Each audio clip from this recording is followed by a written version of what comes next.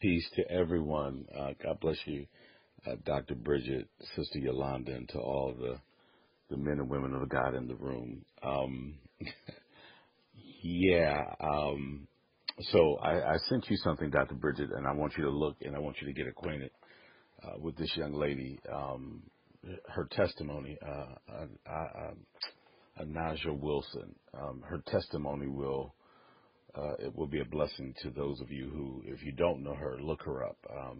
Naja Wilson. And she exposes the work of the enemy. And I saw something that she posted on Facebook this morning just regarding this particular topic. And so let me come from what I know. I haven't watched the movie, just heard about it. And when Dr. Bridget and I, when we were speaking about this earlier, I said, let me sit with this a moment. I wanted to think about it. And the Spirit of the Lord began dealing with me on certain things that the enemy is doing in this season. It's not something new. It's something that he's been doing. Sometimes I think we just kind of overlook it for sense of entertainment.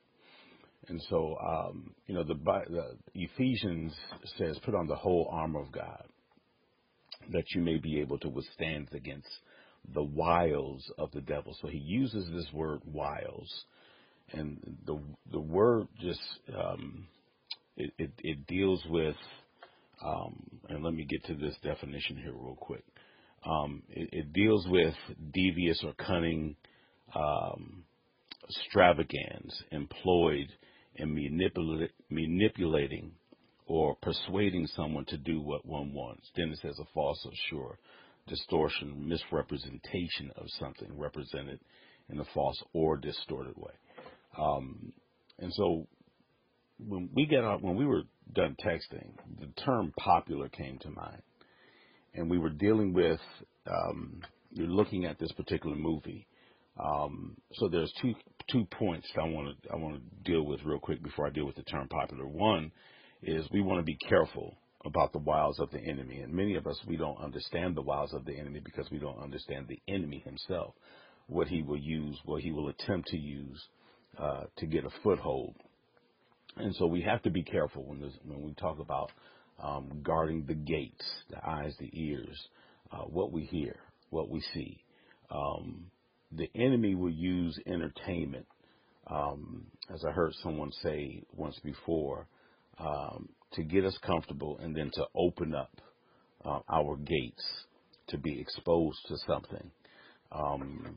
I knew someone once before said that entertainment uses opportunity to produce something into the lives of people, and they do it from a standpoint of being subconscious. Back in my day, we called it subliminal messaging, that they would put,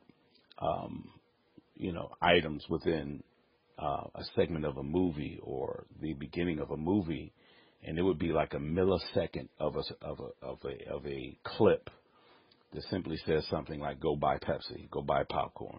And basically what they were telling you to do is go spend money. So while you're watching the opening of a movie and they were showing you what's to come, they would put these subliminal messages within the movie, the opening of the movie, to get you to do something that you did not have plans to do. You were going to go watch the movie, but now while you're here, why don't you just buy some popcorn, get some candy, and that stuff is priced. Growing up in the music industry, I have family who were members of some bands that probably for most of y'all time.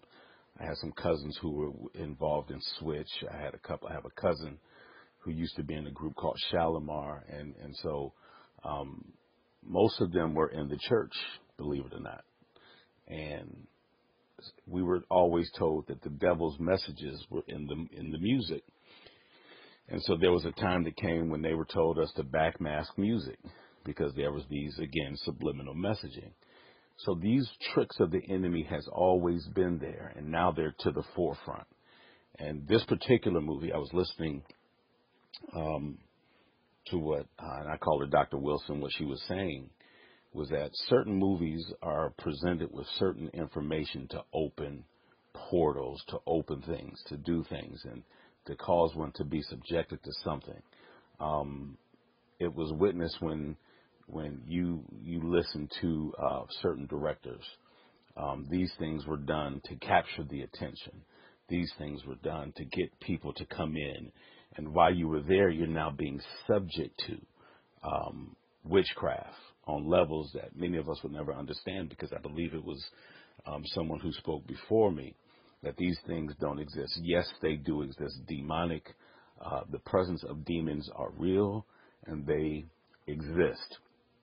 How do you know? Here is testimony number one. I was working in the field.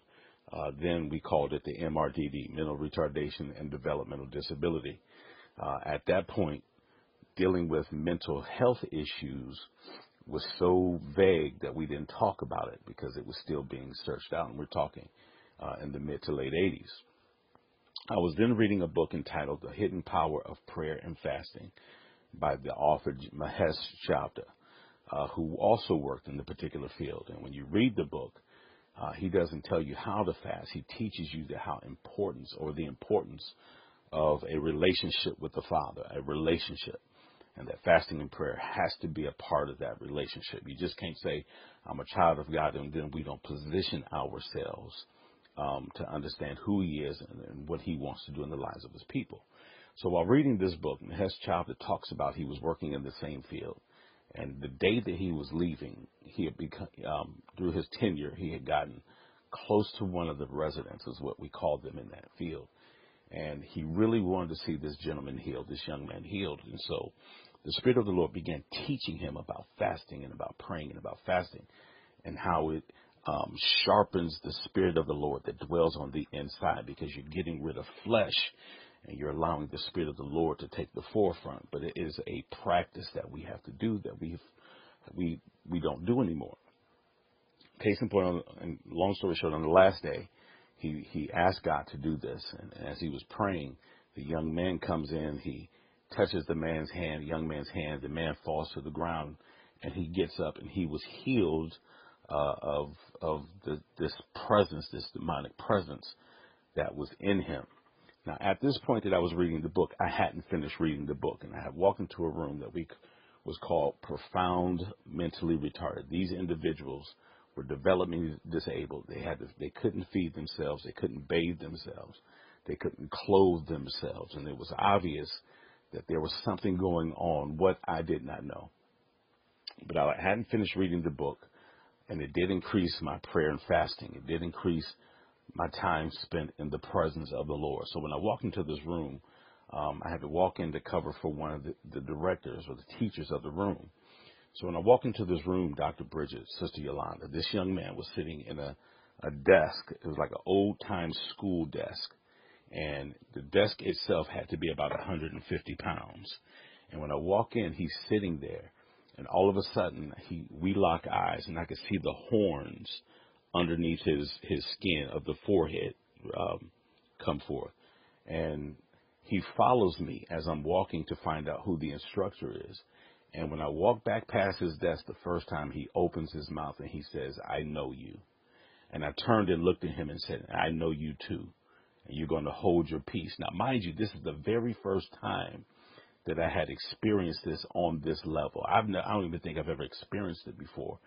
But being in the situation, growing up in the lifestyle that I grew up in, being in the Holiness Church, understanding what prayer and fasting meant, positioned me and prepared me for what was to come.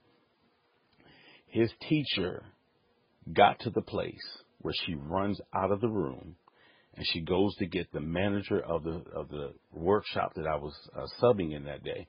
And she says, you have to get Neil Smith out of this room. This guy, and let's just say his name is, B, whatever.